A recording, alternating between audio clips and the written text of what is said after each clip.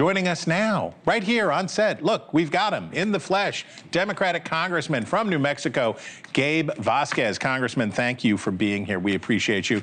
Want to start with your reaction to what you heard your congressman from your colleague from Oklahoma have to say about the spending fight. Where are you?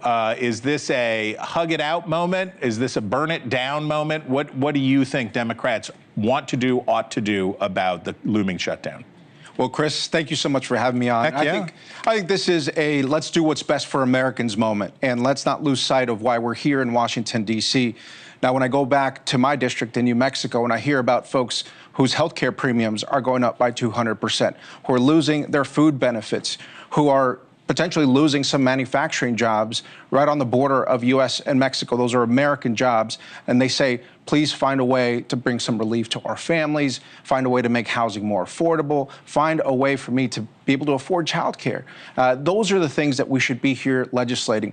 Now, unfortunately, what we've seen over the last several months is that Republicans who control the House have not done their job of passing the appropriations bills. They're working on it, right? I mean, well, there are a lot of Democrats who say that would take their hat off to Tom Cole and say they're really trying to, and they've passed some of them. If we were to look at the legislative schedule over the last several weeks and the opportunities that Republicans had in their committees to actually pass and move forward these appropriations bills, it's incumbent on them to do that. Democrats like myself are ready to work with them. Now, I serve on the Agriculture and Armed Services Committee, two really important committees. We haven't passed a farm bill in over 3 years, just as an example. And so the farmers and ranchers in my district are saying, when are you guys going to get your act? So how is the immigration enforcement? So Americans probably don't think enough about how much of our agriculture comes from New Mexico, right? If you enjoyed a slice of cantaloupe this morning, there's a decent chance that it was grown in New Mexico. These raids are going to push prices up. And again, as I said to your Republican counterpart, if you leave aside the question of the rightness or wrongness of the action, there are consequences for consumers here on agricultural prices, on other prices, right? That's exactly right. And look, I come proudly from the chili capital of the world, Hatch, New Mexico. I know you guys, you never stop talking about it. And our state question is green or red, and the answer is Christmas, because we're proud of our agricultural heritage. But look, all those things aside, agricultural employment, we know, especially in the West, has involved immigrant labor for many, many decades. And so as we talk about the future of this nation's immigration system, first, we have to come to grip with those folks who are working out in the fields, who are toiling out there in the hot sun, and be able to come together as Democrats and Republicans and realize that the true solution here is immigration reform. Enforcement is part of that, but I've proposed several different bills. And I know you have legislation on this, and that you'd like to see what actually it's true most Americans would like to see, which is some sort of compromise here that pairs enforcement with a pathway to citizenship for people who are here illegally but haven't committed other crimes. But Democrats open the door for this to be such a good issue for Republicans because of the post-COVID surge and how it was handled. Are Democrats ready to embrace the enforcement side? Do you hear, when you talk to your fellow Democrats, there is a willingness and readiness to accept the enforcement side of the equation? Democrats are ready, and let me tell you, as a border Democrat representing 180 miles of the U.S.-Mexico border. And you're a Mexican-American. And I'm a Mexican-American. I've seen the complexities on both sides. And so, yes, border security has to be the foundation of our plan moving forward, but you also can't do that without immigration reform and without the considerations to the American economy.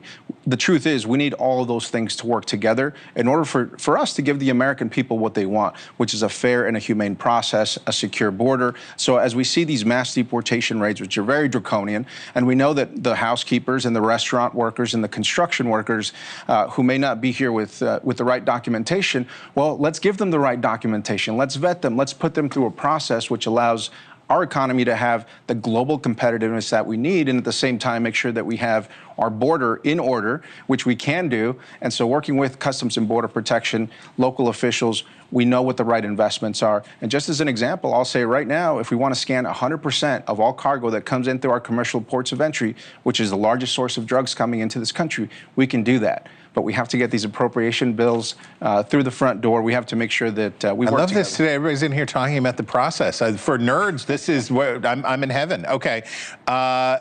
a place where New Mexico is also sort of at the vanguard of the discussion is on crime. You have a Democratic governor, and she deployed the National Guard into Albuquerque. She declared a crime emergency in, I think, Espanola. She has taken steps that Democrats in some other places didn't want to take or were reluctant to take.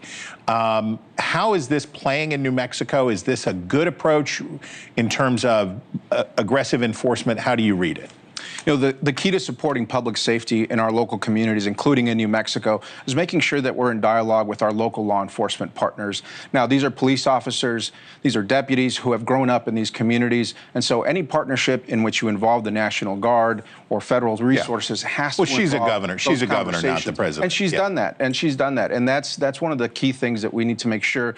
Look, every person in America deserves to feel safe and should feel safe in their own home and in their own neighborhood. That may look different in Albuquerque than it does in Washington, D.C., or New York City or Chicago. So I don't think a unilateral, federalized approach to law enforcement is really what we need. And so as long as the governor makes sure that she keeps our citizens safe and she's working with local officials, I think we're going to be in a better place. Congressman, we thank you. All right, America, if you ever scarf down some Manhattan Project history along with your green chili cheeseburger at the Owl Bar in San Antonio, New Mexico, you would know him already. But if you don't, there he is, Congressman Gabe Vasquez. We thank you very much.